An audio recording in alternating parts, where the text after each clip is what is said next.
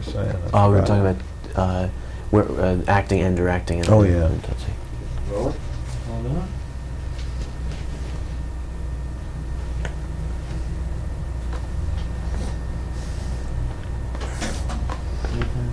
Okay. On Tootsie, you're both acting and directing, and can you talk a little bit about that? Well, it's not something I want to do or like doing, and I certainly won't do it again. It's something I got talked into or sort of coerced into by Dustin, really.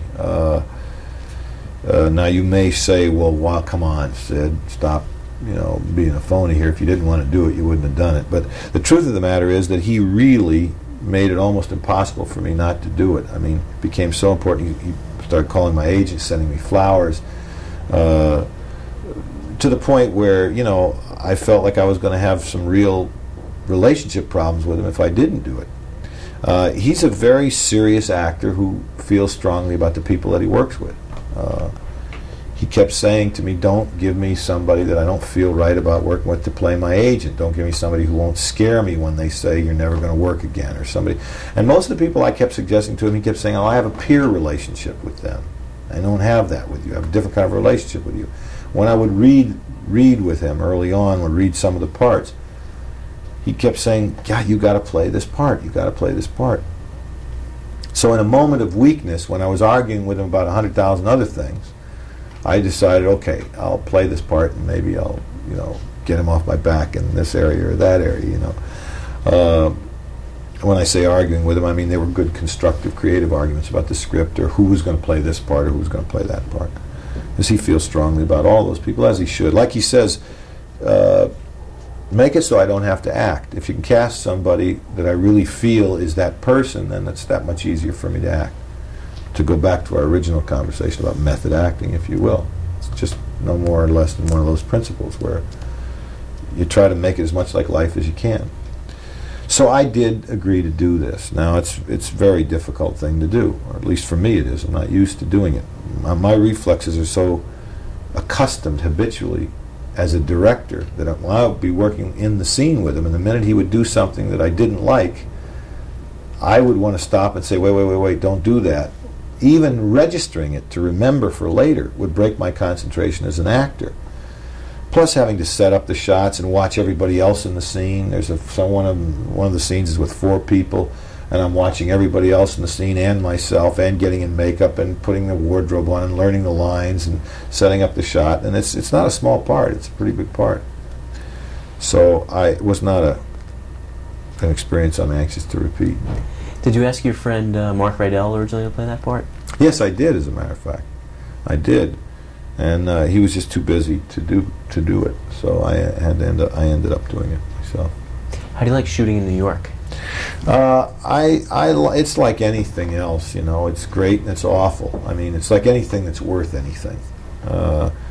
New York is full of texture and detail that you don't get anywhere else. It's also full of problems that you don't get anywhere else. I mean, New York has got the most...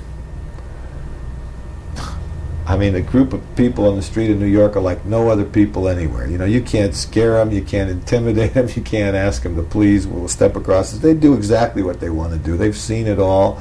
It's wonderful. It's difficult climactically sometimes. The hot summers are really hot, the cold winters are really cold, but you get things in New York that you just don't get anywhere else, and that's why people keep coming back here.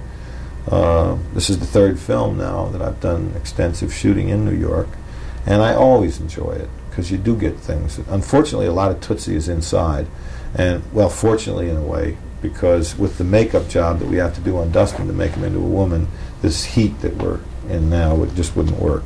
Also shooting 3 hours in makeup every day. Also, shooting outside around town gets to be like street theater anyway. It just was murder. It's so tough to keep people out of the camera and control traffic and all of that. It's really tough. When is the film due for release? Christmas.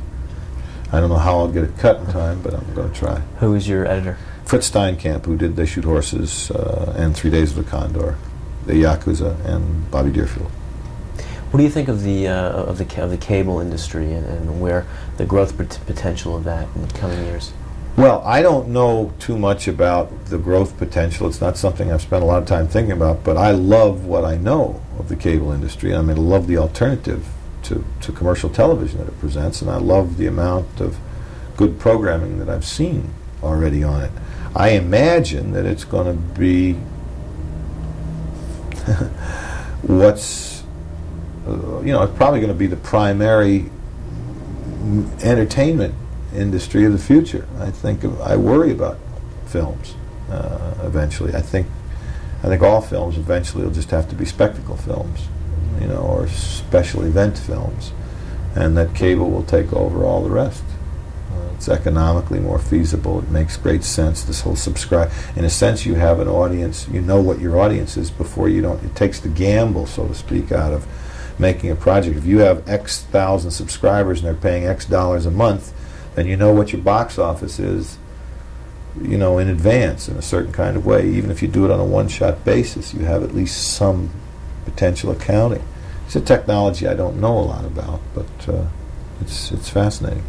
Yeah, have you used the video playback at all on your films? I've only used it twice on Tootsie, and that's when we've used what we call a Steadicam, because in order to make the camera steady, the operator does not keep it up to his eye and uses a video system that's coupled by optical fibers into the lens itself. So the only way I can see what's happening is by a video monitor that's simultaneous with it, and that's all I've done. I really haven't used it beyond that. One of the reasons I don't like to use it is there is a difference to me between film and video. There's a big difference in the sort of syntax and tactile quality of it. I can't tell what it takes like really by watching it on video as well as I can by seeing rushes, number one. And number two, if I do play it back, then everybody's going to have an opinion. And I'd rather not go into that. It's just not efficient. What's your next film? I don't know what it is, but it'll be with Redford. Mm-hmm. It's something we're both in the process now of looking for a film to do together after the first year. What advice would you have for young filmmakers starting out in today's industry? I never know how to give any advice. I always get asked that question. I always feel embarrassed that I don't know. The only piece of advice I know how to give anybody is make a film. I don't care if it's a 8mm film. If you can borrow somebody's camera, go make a film. I don't know what else to say to anybody, because I did it in such an accidental, slipshod, backward way from being an actor in New York, from theater, from knowing nothing about movies. So it can be done anyway. I mean, a lot of people are doing it by going to film school. If I were starting out right now, I'd go to a good film school probably.